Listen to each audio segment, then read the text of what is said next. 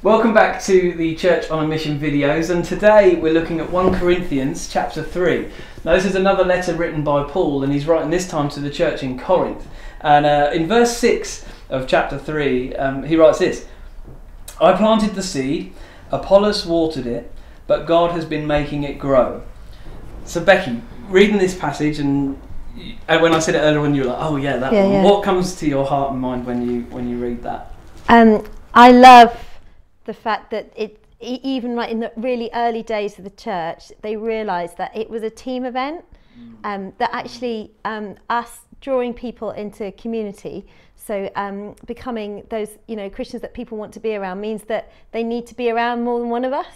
And I love that. I've got loads of situations where friends have I've introduced them into church, but then they've got to know one of my other friends.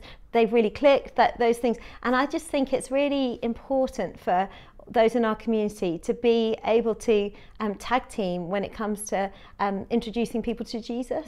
And I think there's a real integrity there as well. I think it can be, often I find if I'm just in relationship with a person and it's quite, there's just them and me talking about God, it can become quite intense. And also I don't have all the answers.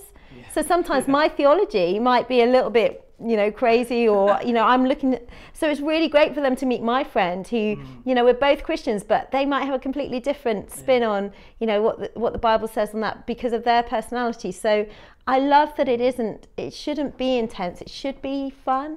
And I think that just proves, doesn't it, even early days they were like, ultimately it's about God. God was making this grow.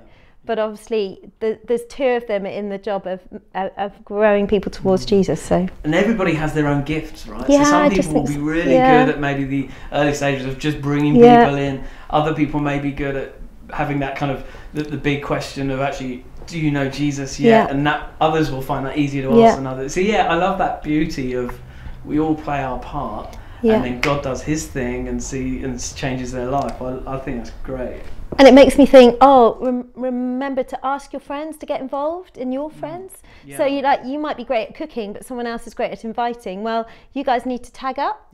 Someone might be great at going on adventures out in the park, but someone else might be great at PlayStation at home. Well, actually, you need to tag, because there's different people who will want to hang out and do different things. So